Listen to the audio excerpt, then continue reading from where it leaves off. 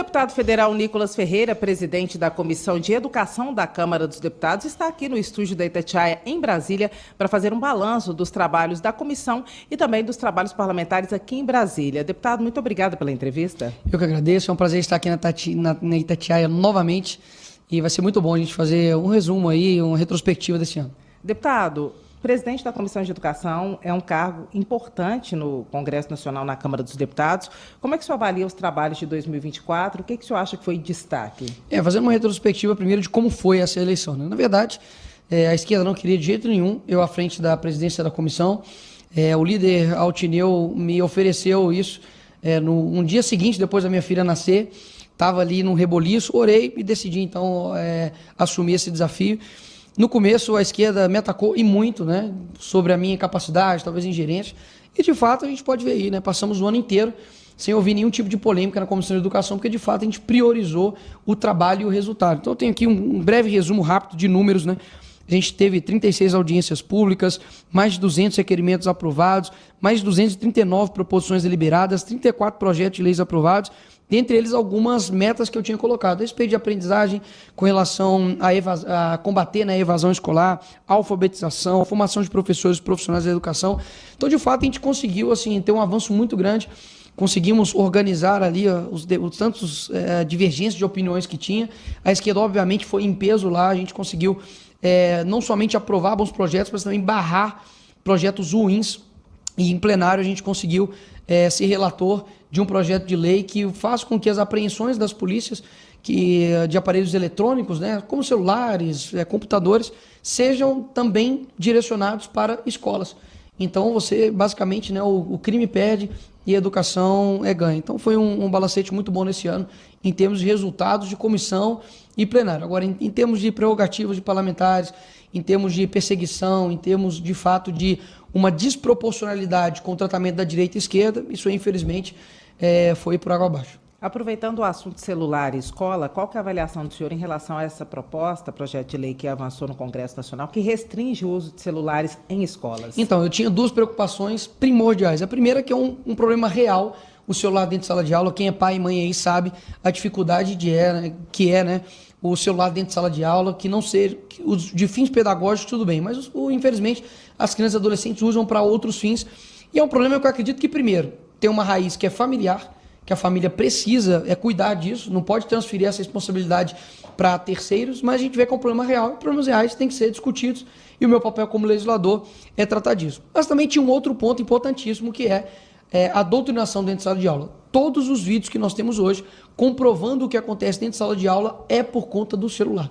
E eu fui uma pessoa que sofri muito isso dentro de sala de aula, tanto na minha escola, ensino médio, quanto também na universidade, na PUC, eu sofri muito. E eu tive como provar pelo celular. Então, a gente teve que achar um meio termo de como vamos resolver o problema do celular na sala de aula e também garantir isso, a defesa dos seus direitos fundamentais para o aluno. Então, a gente conseguiu incluir emendas na CCJ, e agradeço muito ao deputado Detone por isso, e o Renan Ferreirinha também, que nos ajudou, ele foi o relator disso, de colocar a defesa dos direitos fundamentais como um artigo, e também, em um outro artigo, garantir uma exceção ao uso do celular dentro de sala de aula, que é no estado de emergência, no estado de necessidade ou por motivo de força maior. Ou seja, pela primeira vez no Brasil, nós temos aí, né, passou na CCJ um projeto que vai garantir a defesa do aluno dentro de sala de aula em casos de doutrinação. Então, os pais podem ficar em paz quanto a isso. Não foi aprovado ainda em plenário, mas os pais podem ficar em paz que, caso isso passe em plenário, garantirá aí o direito do aluno, dos estudantes, de se protegerem caso os professores não deem a aula que deveria dar. Então, do jeito que está, contempla o que o senhor pensa sobre o assunto? Com certeza, o aluno não é proibido de levar o celular para a sala de aula, ele tem que guardar o celular, ou seja, guardar dentro da sua mochila, por exemplo, vai fazer com que ele não use, e caso ele use, a escola tem, obviamente, ali uma gerência, uma arbitrariedade, seguindo a lei, para poder utilizar ali de acordo com a decisão da escola. Deputado, o Judiciário proibiu legislação municipal, que, salvo engano, a proposta feita em Belo Horizonte é de autoria do senhor, em relação à proibição de linguagem neutra nas escolas. Isso deve ser tratado aqui no Congresso Nacional? Qual que é a avaliação do senhor em relação à decisão do Supremo sobre a legislação municipal? A primeira coisa que tem que entender é o seguinte: eu não propus e fiz esse projeto, lei em Belo Horizonte, né, à toa. Eu fiz porque primeiro que eu vejo que há uma divergência, uma mudança de prioridades. Né?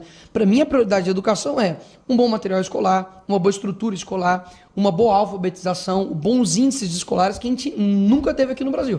O Brasil ocupa a 57º no ranking da OCDE. Nós temos 1% só dos nossos alunos que conseguem fazer contas matemáticas complexas e fazer uma boa redação, por exemplo. Ou seja, a gente precisa compreender que a prioridade da esquerda é outra, porque a direita nunca levantou linguagem neutra. Nunca. Enquanto o aluno não está tendo uma oportunidade de estudar numa sala que não cai gota quando chove. Então isso é o quê? Uma pauta da esquerda. Eu, de forma reativa, quis barrar isso, visto o avanço que eles colocam dentro da escola. Então isso virou lei, e agora o STF, como faz com tudo no Brasil, daqui a pouco ele vai estar decidindo se você pode ou não casar com o seu marido, ele vai decidir, foi corno, não foi corno não, ele vai decidir. Porque, afinal de contas, o STF decide tudo nesse país, né? O Dino agora estava decidindo a respeito de contratos de cemitério de São Paulo. O que o ministro do STF tem a ver com isso? Ou seja, há, claro, uma usurpação do poder pelo STF. Ele faz o controle de constitucionalidade. Nesse caso, obviamente, não é o controle de constitucionalidade que eles estão fazendo. Afinal de contas, quem é o representante e quem faz leis é o Congresso e são as câmaras municipais e também as assembleias legislativas. O STF, por exemplo, decidiu na canetada de que o crime de homofobia era comparado ao crime de racismo. E tornou o crime de homofobia um âmbito criminal. Ou seja, o Congresso nunca legislou sobre isso. E eles falam assim, nós estamos legislando porque há um vácuo. Não há um vácuo. Nós decidimos, por exemplo, que não será isso. No caso, por exemplo, do aborto, a gente, várias vezes, a esquerda tentou emplacar isso no Congresso e não conseguiu. O que o STF fez? Pegou algo que veio do PSOL, eles usam o STF como uma forma de dominar, para guiar o Brasil, e o STF, hora ou outra, né, dia sim, dia com certeza, fica aí se metendo nas coisas que não são deles. O investimento do PL, principalmente dos apoiadores do ex-presidente Jair Bolsonaro, em fazer mais senadores para 2026 é justamente para alterar a legislação de forma que restrinja as competências do Supremo Tribunal Federal? A grande questão é o seguinte, hoje o órgão competente, né, o poder competente para poder julgar ministros é o Senado. Porém, a gente vê que o Senado fica amarrado porque quem julga o Senado é o STF. Então, assim, é um jogo casado. Então, se a gente fazendo mais senadores, a gente vai ter condição de, pelo menos, equilibrar a balança. Nós conseguimos aí, eu acho, se não me engano, 36 assinaturas para um pedido de impeachment do ministro Alexandre de Moraes.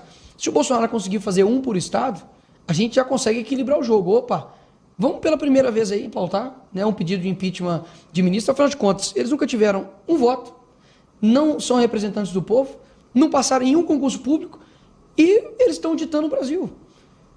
Com relação, por exemplo, à pandemia, você vê que a pandemia, o Bolsonaro fez um decreto com relação a, por exemplo, deixar aberto o salão de beleza, algumas outras questões. O STF foi lá na canetada e falou, não, a decisão não é sua, não. A decisão é dos governadores e prefeitos. Ou seja, do que vários outros poderes aqui no nosso país. A coisa está desequilibrada, principalmente para o âmbito de direita e esquerda. E tem que lembrar, a esquerda, Gleisi Hoffmann, Randolph, batia no Alexandre de Moraes. Jean Willis batia no Alexandre de Moraes. Agora que ele virou um pouquinho, né, de lado, aí agora o Alexandre de Moraes virou um cara excelente, sem anistia, vamos para cima da direita. Opa, peraí, o mundo ele aqui, ó, ele dá voltas. Agora o Alexandre de Moraes está sendo, digamos assim, o carrasco que a esquerda ama. Faz busca e apreensão em casa de líder de oposição, faz prisão sem nenhum tipo de justificativa plausível, como por exemplo o general Braga Neto, um general pela primeira vez. O general de 4 estrelas vai passar o Natal preso. Você acha que está preso injustamente? O Sérgio Cabral está solto justamente? 400 anos de que ele foi condenado à prisão. E aí, esse cara vai passar o Natal em paz, enquanto o general 4 estrelas vai para cadeia. Por que só os deputados de direita recebem busca e apreensão? Saudade da PF quando ela batia na casa porque era de corrupção, mala cheia de dinheiro. Corrupção em estatal, a PF se prestava a isso. Agora, infelizmente, uma parte da PF, que eu também não quero falar mal da instituição, uma parte da PF está sendo capacho do ministro Alexandre de Moraes e fazendo, por exemplo, prisões ilegais.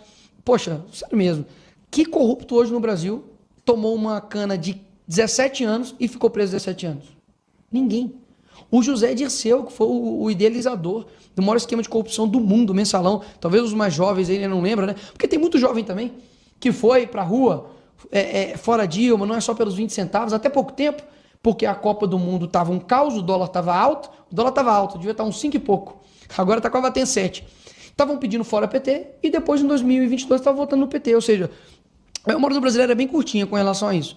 Lembrando que esse pessoal todo estava tudo na cadeia, com penas gigantescas, como o José disse, agora ele está solto. Deu discurso agora no Senado sobre democracia. Ou seja, as coisas estão extremamente desinvertidas. Não há um corrupto hoje no Brasil que usa uma tornozeleira eletrônica. Mas tem um monte de pessoas que, baderneiros, né, alguns Zé Manés ali, por conta de um efeito manada, entraram no Congresso, alguns quebraram, outros não, outros nem estavam no dia e foram presos. Que justiça é essa? Que só pende para um lado? Isso não é justiça, isso é ditadura. E a gente precisa deixar os pontos bem claros com isso. Então, assim, agora vem o Lula com a cara de pau dele falar que, não, espero que eles tenham o que eu não tive, né? Presunção de inocência. Ah, peraí, presunção de inocência? Me dá uma prova desse golpe, me dá uma prova de fato de que eles queriam fazer algo. Se for assim, a Dilma também tem que ser presa. Porque, afinal de contas, ele solicitou ao general Vilas Boas, consultou o Exército para poder aplicar o 142. E aí, a Dilma tentou ou não dar um golpe? Esses caras todos aí que durante o regime militar sequestrava banco, que explodia caixa bancário, que matava pessoas, Var Palmares, que era o grupo de guerrilha da Dilma, eles vão ser condenados por isso? Não, todo mundo pediu anistia. Ou seja, eles conseguiram anistia para quem matou e roubou.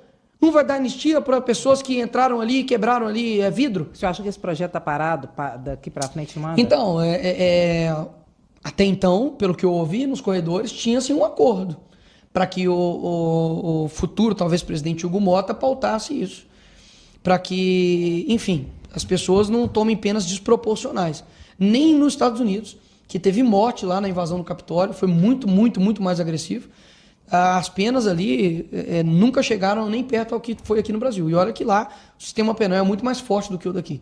Enfim, é claramente uma ânsia de calar a voz do povo, que somos nós, não são eles. E é o seguinte, o Lula, até quando o Lula dá uma decisão merda, eu confesso que eu fico assim, tá bom, pelo menos ele foi eleito. Agora, os ministros não. Eles não têm legitimidade para poder definir o futuro do nosso país.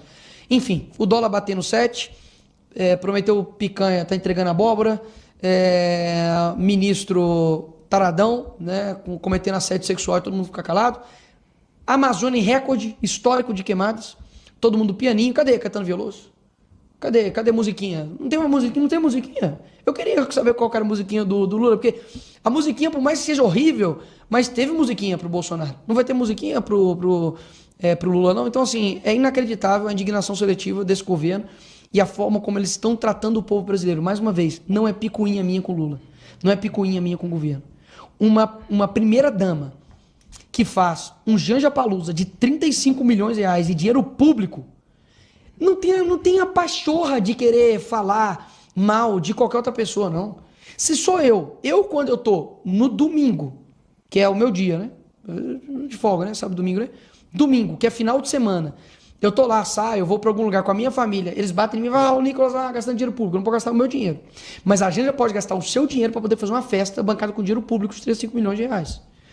Que saudade da nossa penúltima, né? Da nossa ex-primeira-dama, né? A Michele, que fazia trabalho social, que não tinha uma linha errada no caráter dela. Enquanto isso, a Janja xinga o cara mais rico do mundo, o Elon Musk. O cara que, inclusive, mandou antena para Rio Grande do Sul. Um cara que falar que ele só é rico porque ele é herdeiro é sacanagem, né? O cara é uma das maiores mentes brilhantes do mundo atualmente, se não é a maior. Gera milhares, milhões de empregos. E ela vai e fala, fuck o Elon Musk. É um nível de insensatez e incapacidade absurda. Ou seja, esse é o breve resumo que a gente tem aí do governo Lula. Deputado, com os planos, principalmente da direita e da base bolsonarista, de avançar no Senado a partir de 2026, você acha que a partir de 2026 vai ter impeachment de ministro do Supremo Tribunal Federal? Eu espero que sim, a minha torcida. Afinal de contas, isso nunca foi pautado em 200 anos que nós temos. É lógico que não seria pautado com o frouxo que a gente tem, que é o Rodrigo Pacheco. Ele nunca faria isso, não faz nada, inclusive. A própria esquerda fala que ele é um covarde, né, nos bastidores. Então, assim, a gente precisa ter um bom presidente do Congresso, senadores que tenham coragem. Pode ter certeza que eu não vou fazer campanha para nenhum senador que não firme compromisso que irá impeachment o ministro Alexandre de Moraes. Não vou fazer campanha. Para a presidência da Câmara e do Senado, os nomes possíveis no momento são os prováveis: Hugo Mota para a Câmara e Davi Alcolumbre para o Senado. Qual que é a avaliação que o senhor faz? São os nomes que estão aí, assim, que estão sendo colocados, né? O senhor acha que podem ser outros? Eu acredito que com a atual movimentação, muito difícil tirar dos dois. Contudo, eu gostaria muito que a gente tivesse uma pessoa assim, mais alinhada conosco e que firme os compromissos. Então, o que eu vou conversar com o Hugo Mota, eu acho que ele tem que publicizar os acordos que foram feitos, as pautas que a gente deseja. Eu acredito, por exemplo, no âmbito da anistia, que seja também, né, não somente no voto impresso auditável, mas no voto que consiga ter uma contagem pública de votos, porque você precisa ter publicidade de quem conta esses votos. Esse projeto que avançou, o senhor acha que no fim das contas ele passa? Então, mais uma vez, tudo depende de como isso vai ser costurado nesse momento agora. Eu acho que o Hugo Mota precisa publicizar isso, precisa ter uma movimentação nesse sentido. Com o Davi Alcolumbre, eu confesso que eu nunca tive nem contato, nem conversa, não sei como vai ser no Senado, mas espero que a gente consiga avançar nas nossas pautas. Do jeito que está agora, de fato, muitos cobram nós, deputados, por mais que eu acho que esse encargo seja do Senado, para poder frear o STF, não somos nós deputados, é o Senado. Acho que o Senado ficou extremamente aquém do dever dele. Agora, qual instrumento democrático que você utiliza contra uma antidemocracia? Não tem. Não precisa de um... Basicamente, eu tô tendo que fazer um projeto para poder que um ministro cumpra a Constituição. Isso não faz sentido. Então, eu acho que a Constituição ela já é bem clara no seu artigo 53. Deputados e senadores são invioláveis, civil e penalmente, por quaisquer votos, palavras e opiniões, ok? Então não precisa de outra coisa, não precisa de uma PEC, não precisa de nada. Basta o ministro cumprir. Nós estamos vendo hoje que eu estou sendo, por exemplo, indiciado porque eu chamei o Lula de ladrão numa missão oficial, eu estava representando... O senhor acha que o senhor passou do limite ou não? Uai, passar do limite? O cara foi condenado em 3 instâncias por diversos juízes, com uma operação com mais de 10 mil páginas, com diversas provas.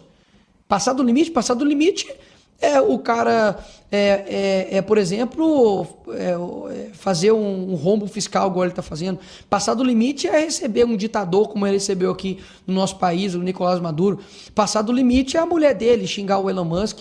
Entendeu? Passar do limite é ele chegar e prometer picanha e agora está entregando literalmente nada para a população. Passar do limite é quase o dólar chegar a 7.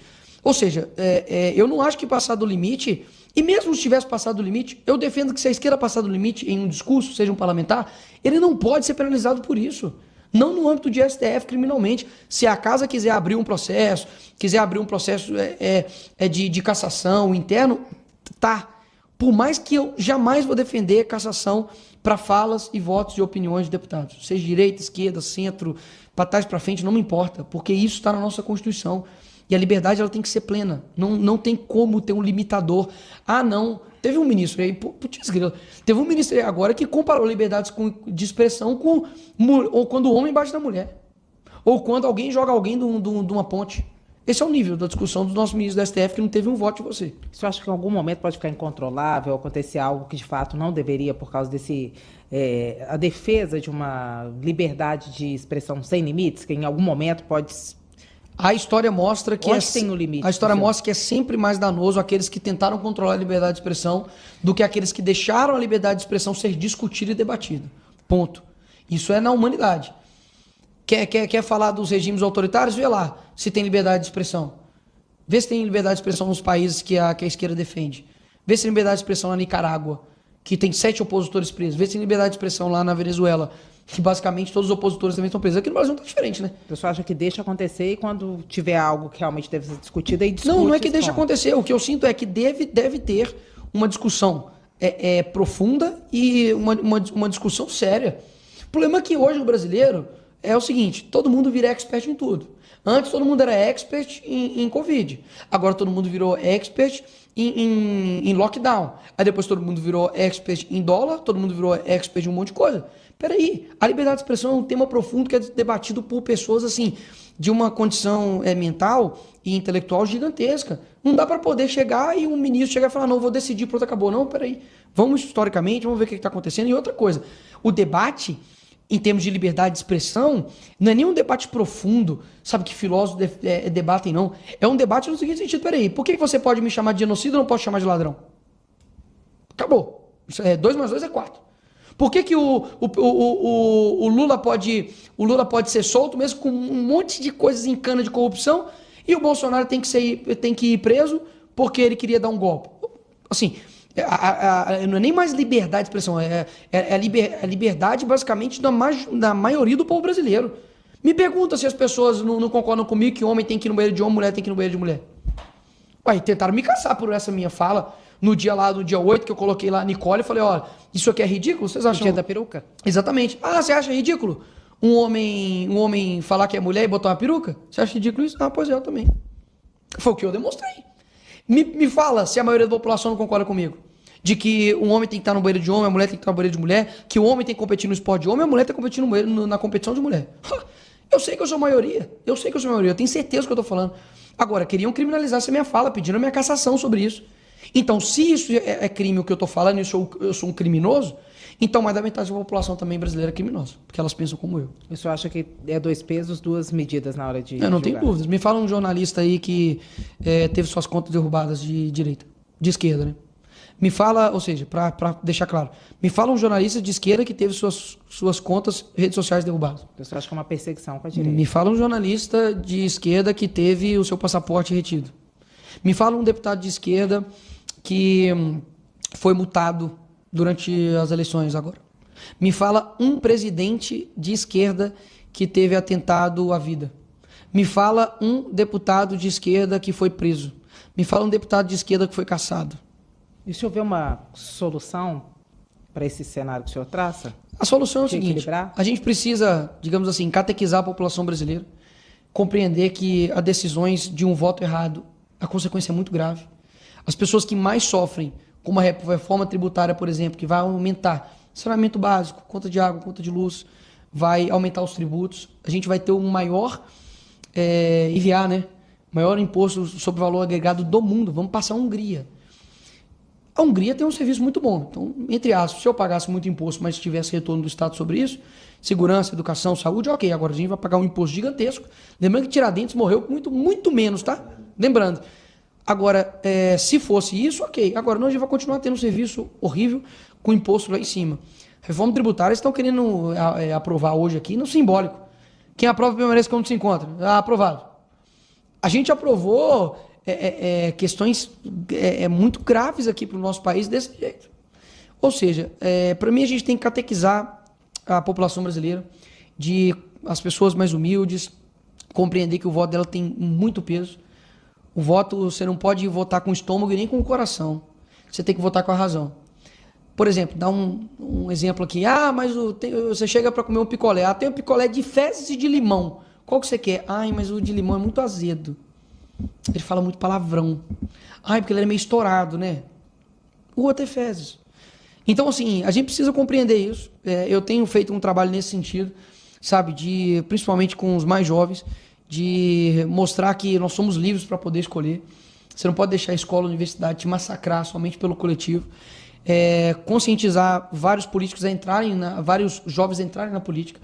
A gente apoiou aí umas 200 e tantas pessoas e conseguimos apoiar mais da metade, eleger mais da metade disso, com o trabalho deles, com o esforço deles, mas a gente deu um apoio no Brasil inteiro. O Pablo, por exemplo, né, Almeida, foi o vereador mais votado da história de Belo Horizonte, mais de quase 40 mil votos. A gente tem também em Contagem, em Betim, em Ribeirão das Neves também teve uma votação gigantesca que não foi eleito, mas uma votação mais do que os próprios eleitos. Então a gente está fazendo um trabalho de base muito grande, nos dedicando, nos sacrificando, para poder mostrar para as pessoas que é loucura.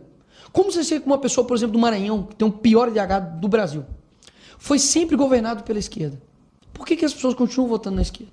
Então, o próximo passo é tomar os estados da esquerda, avançar, a direita avançar. Não, o espaço os estados do Nordeste? O espaço o espaço é gradual e óbvio. Porque tem essa estratégia, né? Ocupar o espaço da educação que Sim. originalmente a esquerda ocupa, ocupar o espaço Sim. da cultura, ocupar os conselhos.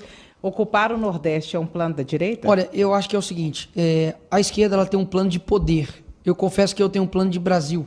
Até mesmo porque você vai ver que, poxa, se o PT tivesse um plano de Brasil, o Nordeste seria a região mais desenvolvida do Brasil, porque eles amam falar do Nordeste.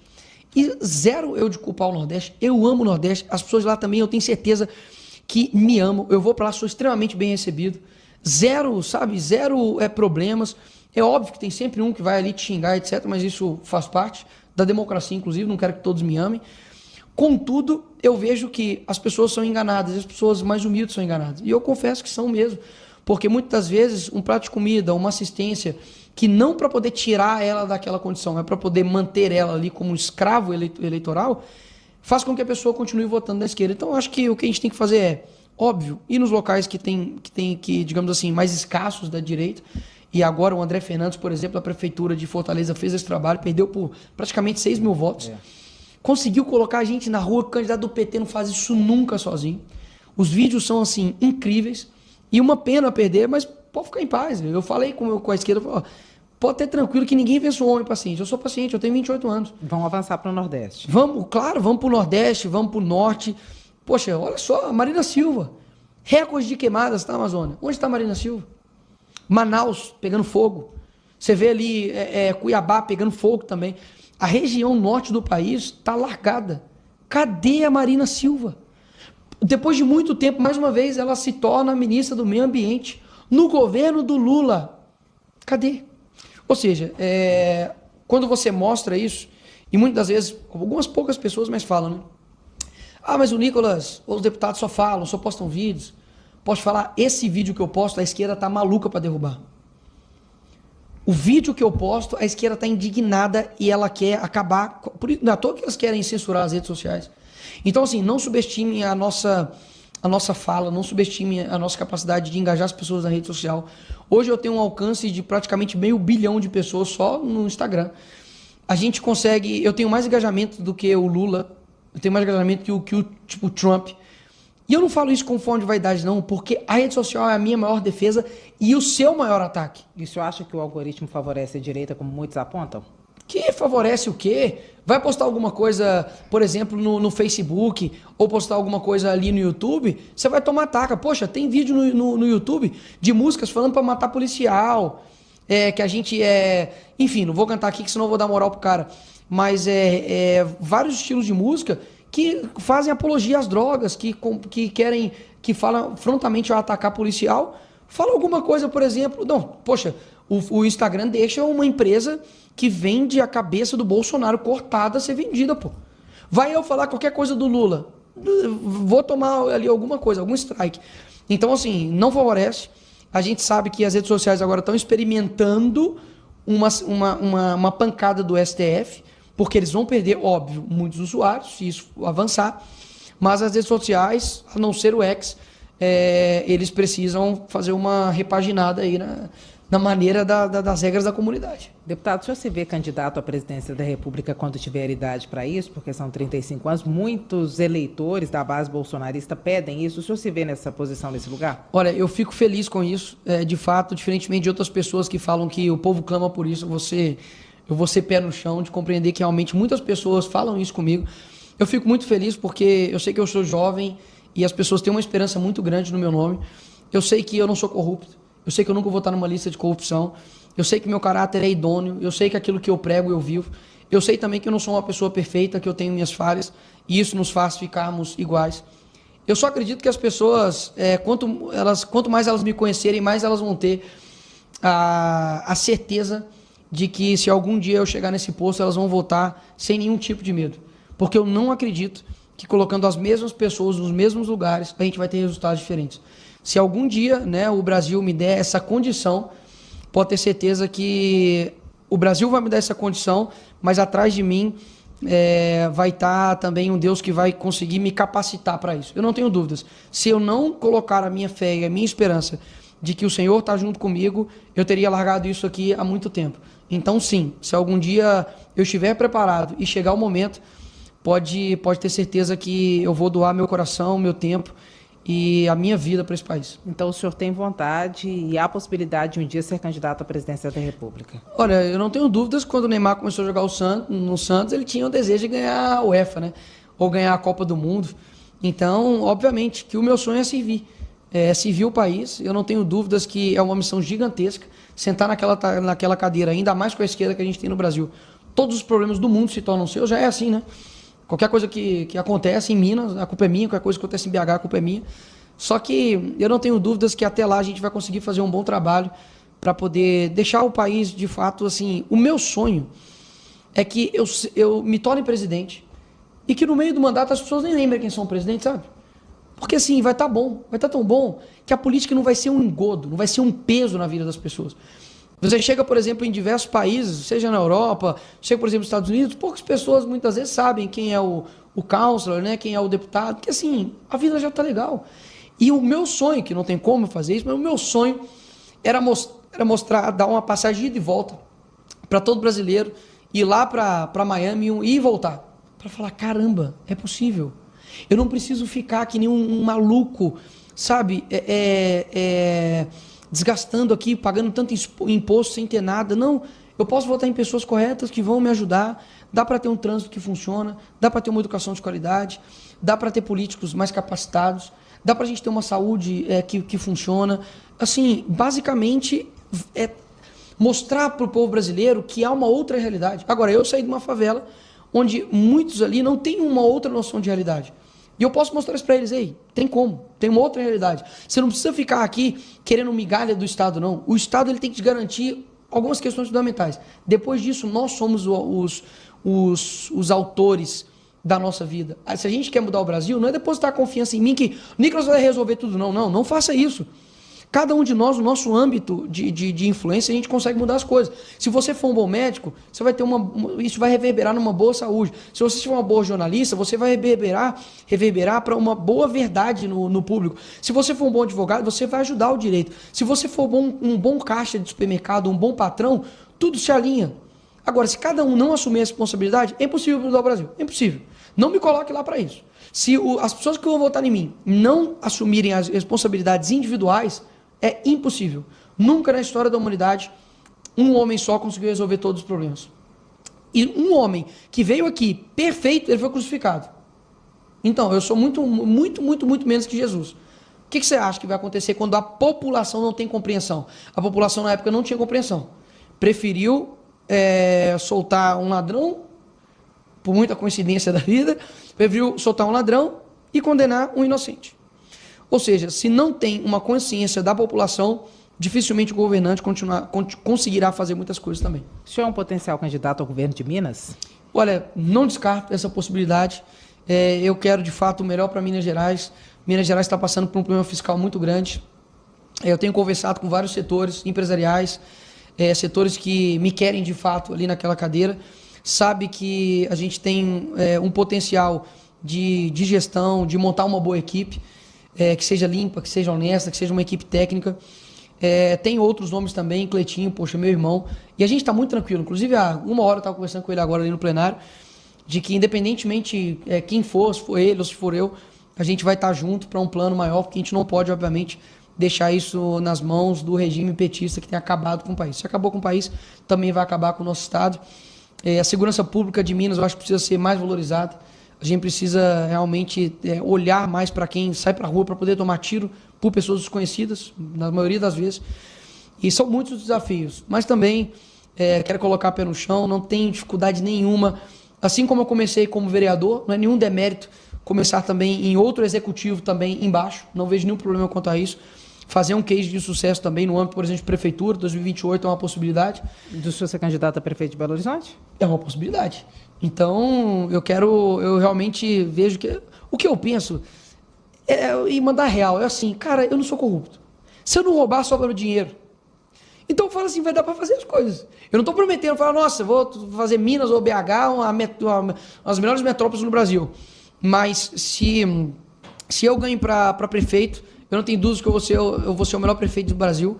E eu não tenho dúvidas se eu conseguir, se for o projeto, ser governador de Minas, a gente também vai ter um dos melhores governos de Minas de toda a história. Por que o senhor não foi candidato nessa última eleição? O nome do Bruno Engler também era forte, mas o nome do senhor é um nome muito robusto. Mas já tinha um acordo anterior, o Bruno já tinha sido candidato anteriormente, ele tinha também esse desejo, eu não vi que era o time. Eu tinha somente 2 anos, né, de deputado federal, eu fiquei 2 anos como vereador, vim para federal. Se eu saísse, eu ia pular muitos cargos em espaço de tempo muito curto. Então o Bruno quis ter essa competição, enfim... tocamos dessa forma. Tem uma leitura de que o senhor não poderia ou não seria candidato ao governo do Estado em 2026, porque o senhor, como parlamentar, é importante, primeiro, porque é uma voz forte aqui em Brasília, segundo, porque puxa votos, e puxando votos, o senhor puxa outros eleitos e puxa também dinheiro para o partido. Pode haver algum impedimento nesse sentido? Não, vou ser bem sincero aqui, estou me lixando para dinheiro do quanto que eu levo para partido. Eu tive essa quantidade de votos e preciso deixar destacado aqui a importância de ter sido recordista de votos em Minas Gerais. Pela primeira vez, um mineiro conseguiu ser o mais votado do Brasil, porque São Paulo tem o dobro de eleitores. Então, são 32 milhões de eleitores, nós temos 16 milhões. Então, conseguir mais votos do que de São Paulo e o Brasil inteiro é um ponto muito bom. E o mais importante também, quão bom é para a direita, para o conservador, para todos, né, que comungam dos mesmos princípios que nós, ter uma pessoa assim como o mais votado do Brasil, né? O símbolo, a simbologia que isso dá. Então, quando você tem, por exemplo, né, o fulano de tal, o petista foi o mais votado aqui no meu estado, ou o fulano de tal foi o mais votado aqui, isso dá um peso para o projeto direita, para o projeto conservador, para o projeto daqueles que comungam os mesmos valores que nós. Então, das opções, né? Se a gente de fato vier a deputado federal mais uma vez, eu vou batalhar muito para também ser recordista de votos, não para ter uma placa, mas porque para mostrar a nossa força, para mostrar o quão importante é ter alguém à frente de votos, sendo uma pessoa de direita, uma pessoa jovem, uma pessoa ilibada e que trabalha pelas pessoas, e principalmente porque eu acredito que a gente não pode dar esse título para a esquerda. E a gente fortalece o PL. Através das minhas votações, a gente conseguiu puxar 6 deputados do PL. Então a gente vai fazer uma chapa forte, uma chapa realmente que sejam de pessoas de direita, não como alguns aí, né, estavam na chapa do PL e demandou para o outro lado. Tipo quem? Não vou falar o nome, vocês pesquisam aí. Então, eu acredito que é um ponto muito importante. Seria histórico, né? Ser 2 vezes mais votado do Brasil, né? Vamos ver. Se a gente não for governador, a gente vai lutar aí para ser 2 vezes mais votado do Brasil. Para o governo de Minas, tem chance de ter uma dobradinha com o senhor e o Nicolas, o senhor e o Cleitinho, um sendo visto o outro ou não? Vai um e o outro só não, apoia? eu acho que seria ruim, né? Porque eu acho que tanto o Cleitinho quanto eu, nós temos uma visibilidade nacional. Há uma importância muito grande aqui no Congresso Nacional, né, das pautas. Qualquer lugar hoje que a gente vai no Brasil, acredito que a gente é reconhecido pelo trabalho que a gente faz. Então, assim, é uma decisão complicada. E a gente está orando e, enfim, vai decidir mais. Vai ter composição com o governador Romeu Zema? Com o candidato dele, Matheus? Eu não sei. Está em aberto, até então não teve nenhuma conversa a respeito. Deputado, há um temor de que o ex-presidente Jair Bolsonaro seja preso, principalmente com o avanço de algumas operações da Polícia Federal, chegando cada vez mais perto do ex-presidente, como chegou no Braga Neto? Então, até mesmo porque eu já disse que a gente não vive numa plena democracia. Não tenho dúvidas de que o Jair Bolsonaro é a maior pedra no sapato deles. Não é à toa que tentaram matá-lo. E lembrando, quem tentou matar ele era um ex-filiado ao PSOL. Lembrando que foram N's e N's e N's narrativas durante todo esse tempo. Se eu não me engano, foi mais de 6, 8 anos, colocando como se ele talvez fosse um possível responsável pela morte da Marielle. No fim das contas, viu que não tinha nada a ver, mas a narrativa fica. Foi chamado de genocida, assassino, fascista, nazista. Já tentaram acabar com a família dele diversas vezes. As narrativas de baleia. O cara, poxa, fala que o cara importunou uma baleia é o cúmulo. Enfim, são diversas narrativas, então é bem claro que ele é, sim, uma pedra no sapato. E é engraçado que esse dia ele estava respondendo uma entrevista, ele falou assim, eu não sei, o povo gosta de mim. E é verdade, o povo gosta do Bolsonaro. Ele é um cara carismático, ele é um cara honesto, ele é um cara que de fato conseguiu, mesmo durante a pandemia, deixar a economia em verde no Brasil, para depois, no outro ano, o Lula deixar com 200 bi negativo, em um ano. Parabéns ao PT, é incrível esse recorde. E você precisa compreender que, ou seja, ele é um inimigo declarado. Há possibilidade? Claro que há possibilidade. Você acha que está mais próximo? Quanto mais honesto nesse país você for, mais chance de ser preso. Eu posso ser preso porque eu chamei um homem de homem. Daí para frente é só para trás. Você olha o Bolsonaro, por exemplo. Qual que é a prova? O cara tentou dar um golpe. E aí? O cara tentou dar um golpe. Conversa com o general Braga Neto, conversando com outro cara, tá aí. Assim, esse crime, né, se há que a tipificação penal disso, eu não sei. Isso é uma clara vingança de um sistema contra um cara que realmente fechou a torneira da corrupção ou realmente está tendo devido processo legal? Por que as pessoas do dia 8 estão sendo julgadas pelo STF? Elas não é o foro delas. Por que não foi na primeira instância, segunda instância, como todo mundo? Ou seja, há a possibilidade, que estão desgastando ele 24 horas por dia, sim. Agora, mais uma vez, é muito ruim, né? Para o STF prender um cara que tem mais quase 70 anos, vai ser 70 anos aí por agora, com o Trump na presidência agora, olhando para o Brasil, com uma parceria que precisa ser feita para o bem do brasileiro. Muda alguma coisa aqui, a eleição do Trump? Eu espero que sim, mas eu não sou daqueles que vão colocar esperança em outro país. Eu acredito que a nossa soberania tem que ser feita por nós mesmos. Que tipo de soberania é essa que depende de outro país? Eu acho que o Brasil tem que ser um país soberano. Mas é claro, uma ajudinha também não custa. Ajuda em que sentido? Mostra que a direita ajuda no forte? sentido de dar publicidade ao que está acontecendo aqui no Brasil. Então, por exemplo, o Elon Musk deu publicidade ao que estava acontecendo aqui no nosso país. Então, o Alexandre de Moraes, o próprio Lula, o que estava acontecendo aqui no dia 8, a busca e apreensão, prisão de aliados do Bolsonaro, foi mundialmente conhecido muito por conta desse relacionamento com Elon Musk e Donald Trump. Então eu espero que aconteça isso. Tem alguns projetos de lei também no Congresso americano que, por exemplo, de bloquear vistos, por exemplo, de ministro do STF ou bens deles lá, enfim. Vamos ver como é que isso vai caminhar. Eu só acredito que a prisão do Bolsonaro, mais uma vez, é meramente uma vingança, que não é da minha boca. O próprio Lula disse isso, enquanto ele estava sendo interrogado, né, para o Moro, falou, se sair daqui, né, se eu sair daqui, mais ou menos isso, né, se eu sair daqui e me derem as condições, você pode ter certeza que eu vou fazer bem pior. Ele falou numa entrevista, né, falou, vou F eles, né. Então, assim, nada mais do que a esquerda em ação. E o senhor acha que se isso acontecer, se a prisão acontecer, acontece por agora ou vai ser mais perto de 2026, que quanto mais perto da próxima eleição, menor a possibilidade de reversão, dele ser solto, ser candidato? Eu não duvido de nada desse governo, até mesmo porque qual que será o motivo da prisão do Bolsonaro? Mentor de um golpe? Tipo, é esdrúxulo. Então o senhor acha que pode acontecer a qualquer momento? A última pesquisa que eu vi, tinha a maioria da população brasileira, acho que quase 70%, 80%, não acreditava que o Bolsonaro tinha dado um golpe, né, ou tentado dar um golpe. E que o 8 de janeiro também foi uma tentativa de golpe. Como que você dá É um crime impossível. Falar que aquele povo de 8 de janeiro estava querendo dar um golpe, mesma coisa de eu falar que eu vou te envenenar com um copo de água potável. É um crime impossível. Ou seja, mais uma vez, é claro o que está acontecendo, a gente não pode deixar de dar pingos nos is. Eu realmente vejo que o Alexandre de Moraes é um desserviço para essa nação, o Dino da mesma forma, um cara que fala que ele é comunista, graças a Deus. O Alexandre de Moraes, que por vingança mesmo, o Bolsonaro à direita, está colocando pessoas que escreveram com batom numa estátua, perdeu o mané, sendo que os caras claramente foram parciais durante as eleições de 2022, do tanto que depois derrotamos o bolsonarismo. Que ministro de Suprema Corte de outro país dá uma declaração pública dessa? Que ministro de STF faz entrevista com o Felipe Neto? Que ministro de outro país fala que quem colocou o Lula lá, ele tem que agradecer ao STF, que foi o caso de Gilmar Mendes. O Lula tem que agradecer a gente, porque a gente colocou ele lá. Que ministro do STF, como por exemplo o Alexandre de Moraes, né, condena as pessoas simplesmente porque ela entrou ali no Congresso, faz decisões da vida da pessoa em decisão remota, pede para poder fazer a defesa, publicar a defesa, olha isso, pediram para os advogados publicarem a defesa, até meia-noite, meia-noite e 2 já tinha sentença. É um escárnio, é um escárnio com o Brasil. Como é que o senhor vê o cenário das eleições presidenciais em 2026, com Jair Bolsonaro agora inelegível, uma possibilidade de prisão, e com o presidente Lula, depois da queda no banheiro, passou por 2 cirurgias, com os questionamentos em relação à saúde dele para o futuro próximo?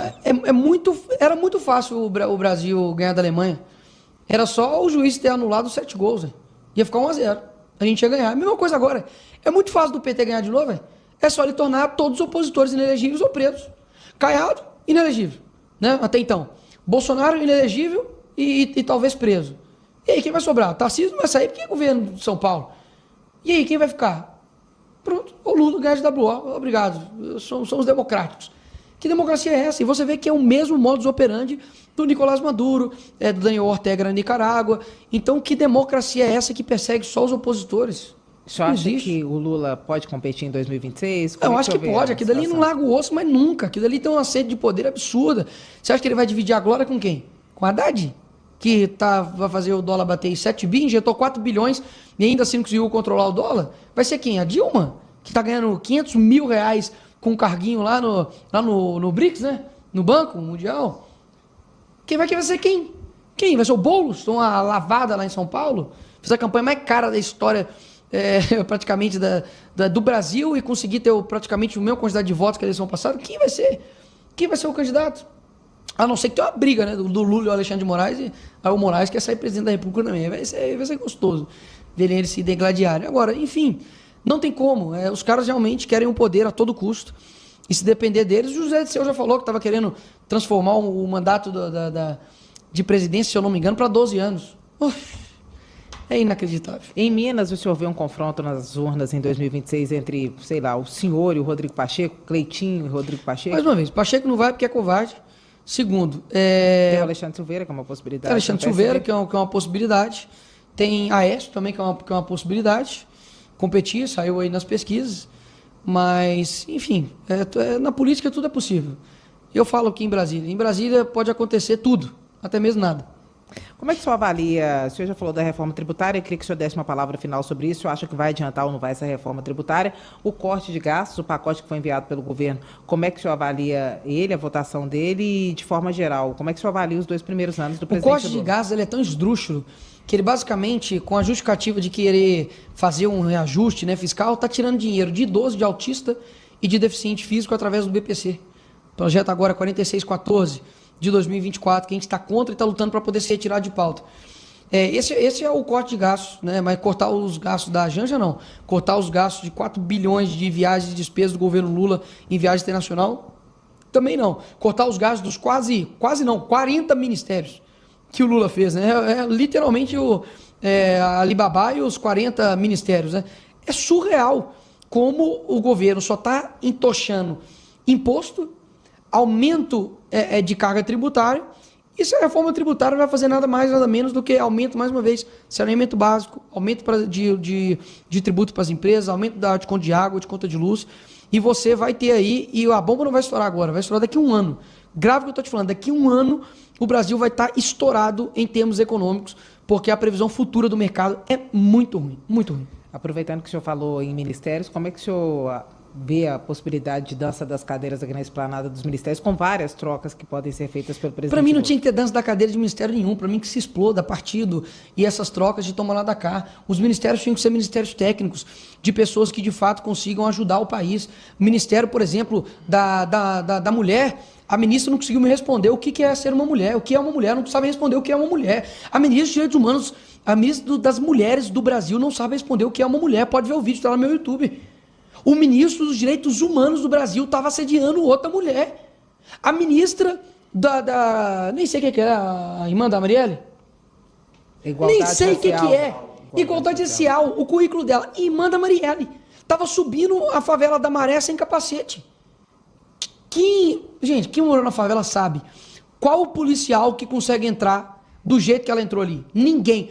Está resolvido o problema de segurança pública, que inclusive o ministro é o Lewandowski. Presta atenção, um policial, ele é morto nesse país e não vale de nada. Sargento, como é que chama Dias. Sargento Dias, em Minas Gerais, morto com um tiro praticamente na cabeça de um vagabundo que estava com direitinho a saidinha. Não deu nada, não teve nada com isso, com relação a isso. Você acha que vai ter impacto a legislação aprovada? Tomara. Para mim é o seguinte, tem um pessoalzinho de esquerda que fala assim, uma rigorosidade, né, penal não adianta. Não adianta o quê? O policial não pode trabalhar porque não tem rigorosidade com a pena. Ué. Ele sabe que se ele atirar, ele vai ter que responder questão administrativa, audiência de custódia, ele está ferrado. Então ele não aplica por causa disso. Agora, se as nossas penas fossem mais duras, a dosimetria da pena, latrocínio, roubo seguido de morte, você vai ficar 12 anos na cadeia, 12 anos na cadeia. Não tem dessa, você vai progredir para sua casa, vai para casa do inferno. Porque não tem dessa você matar uma pessoa e passar impune, pô.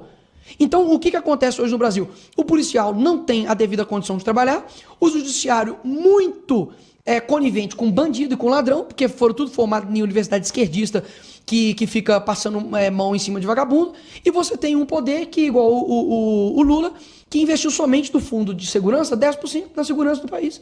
Enquanto isso, você tem ministro como o ministro Flávio Dino entrando na maré, você tem, por exemplo, a Aniele Franco subindo morro sem capacete. Então tá resolvido o problema da segurança pública.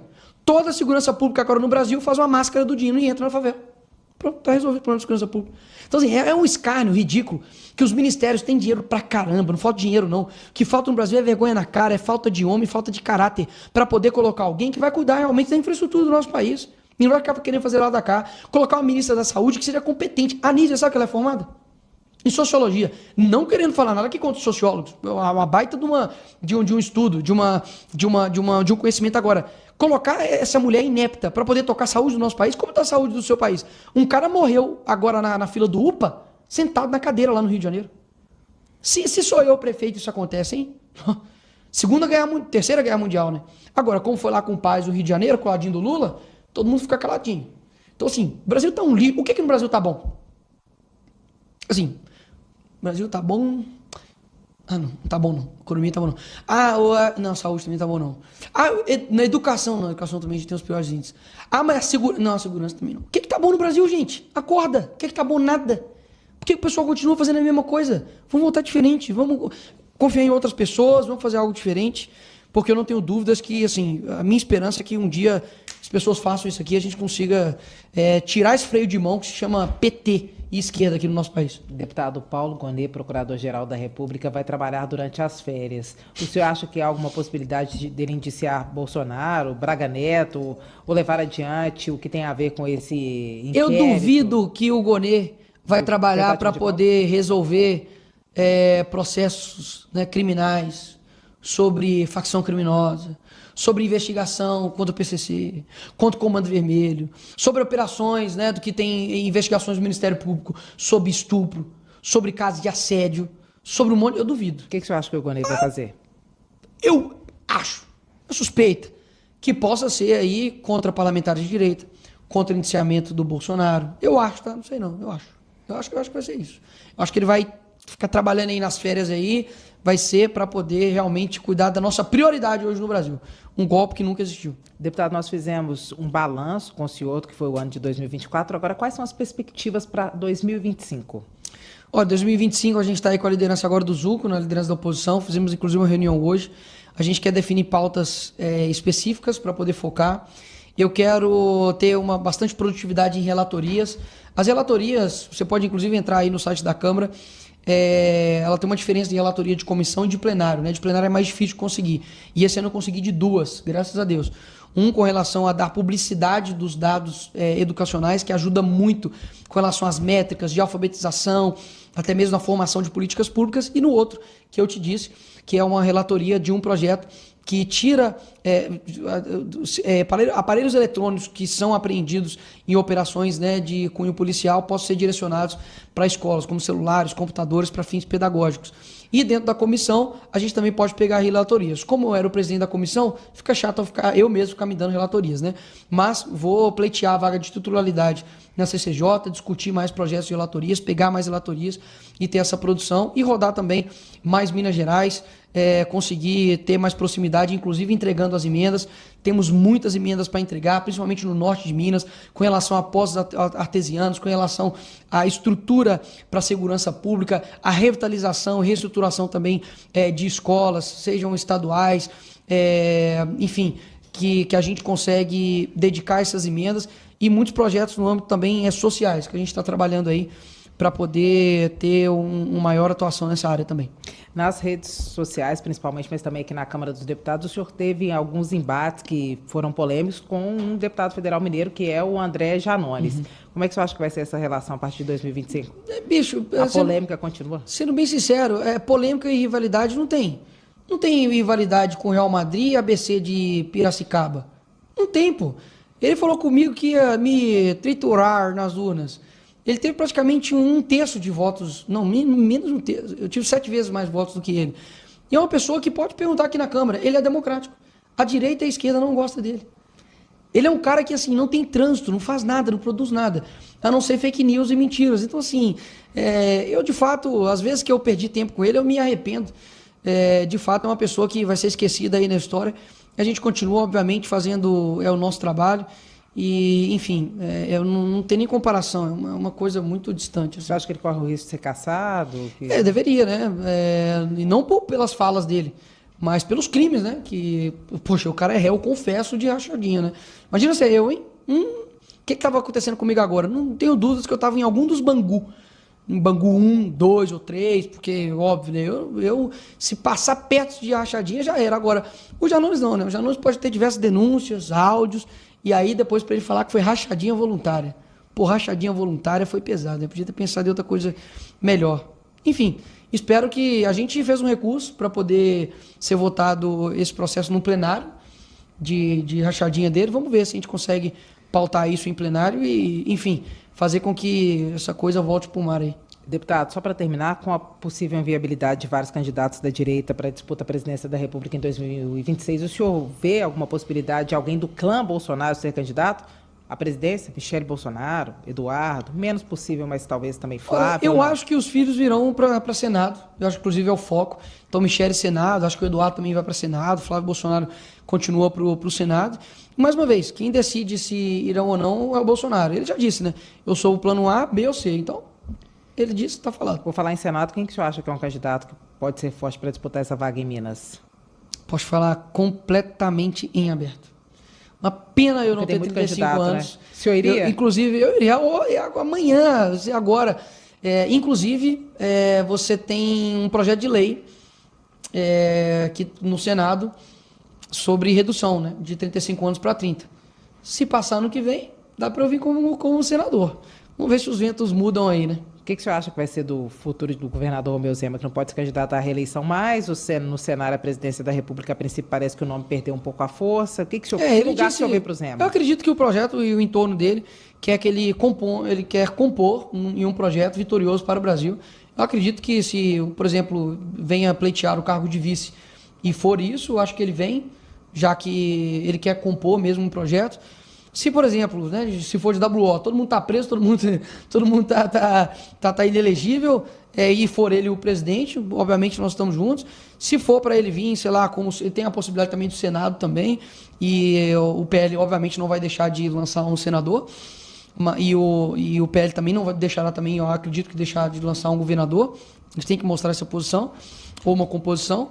Mas, enfim, o destino dele, eu acho que o Zema é um cara muito tranquilo, pouco vaidoso, ou quase zero vaidoso com relação ao poder, e vai querer encaixar ali no cargo que for melhor para o nosso país. Vai ter parceria, então, com o campo do Zema em 2026? Eu acredito que todos nós, né, temos um inimigo em comum, que é a esquerda, que é, mais uma vez, o regime petista, que é o freio de mão do nosso país. Enfim, acredito que nós temos um inimigo em comum e não tenho dúvidas que caminharíamos juntos aí. Nós passamos por vários assuntos polêmicos aqui. Tem um que sempre causa polêmica, não só no Brasil, mas no mundo, que é do aborto. Como é que está esse debate hoje na Câmara dos Deputados? O que o senhor acha que avança, o que não avança? Em relação ao que está sendo discutido no âmbito do judiciário também. Outro dia o senhor deu uma declaração, salvo engano, foi para o Léo Dias, dizendo que não usa métodos contraceptivos. Então a posição do senhor era muito conhecida em relação a isso. Mas como é que o senhor acha que avançam esses projetos no Senado Nacional? Olha, tivemos uma grande vitória na CCJ, né, com a PEC da Vida, que basicamente altera, né, ali desde a concepção na Constituição.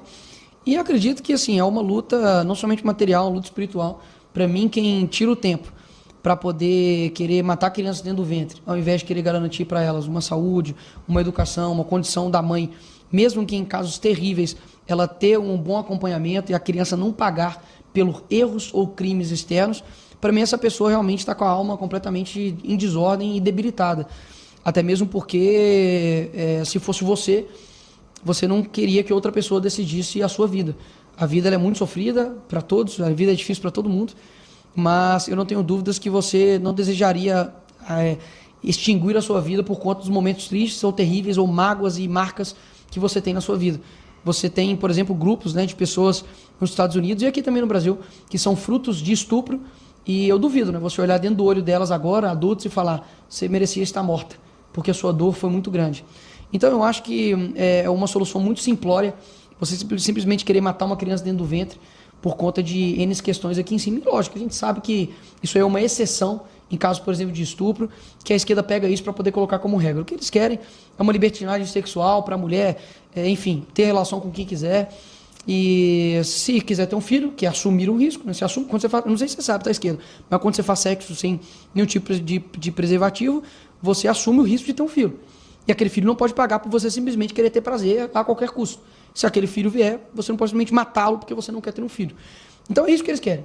e acredito que a PEC da vida traz essa garantia, esse direito fundamental que é a vida. O STF, obviamente, em sua maioria é composta por pessoas que têm uma noção e um posicionamento errado com relação à vida, até mesmo que eles já nasceram, né? Fica muito fácil ser a favor do aborto. E acredito que, se for pautado isso, eu acho que hoje o Brasil tem uma condição de ter uma quantidade de cristãos muito grande, a gente vai fazer uma pressão muito grande. Fizemos, inclusive, aqui, a Rosa Weber, que, posso ser sincero, fez um desserviço para o Brasil. Simplesmente, antes dela deixar o cargo dela como ministra da STF, votou a favor, inclusive em sessão remota, e largou o cargo, deixando como legado a morte de crianças no ventre para ser aprovada aqui no Brasil. Mas graças a Deus, né, que eu não sou eu quem julga essas pessoas, será Deus. E isso, quando as pessoas falam, só Deus que me julga, né? Isso não te dá arrepios, né? Isso não te dá medo? Então, enfim, era melhor eu te julgar do que o próprio Deus, né? Espero que essas pessoas tenham o reto juízo que vem do Senhor. Enfim, acredito que é uma pauta que a gente está trabalhando muito, muito forte, mas, obviamente, a esquerda da América Latina inteira conseguiu aprovar isso em diversos países, e espero que o próximo presidente da República consiga frear isso, como o presidente freou, de não deixar isso ir para frente. Deputado Nicolas Ferreira, presidente da Comissão de Educação da Câmara dos Deputados, muito obrigada pela entrevista. Muito obrigado, eu que agradeço. Muito obrigado aí a todos que acompanham meu trabalho. Eu sei que no meio do caminho muitos vão desistir, muitos vão desanimar, mas peço para que vocês permaneçam firmes, acreditando, né, que Deus tem um plano para esse país aqui, e não tenho dúvidas que quem viver, verá essa nação ser diferente. Mas a gente precisa permanecer.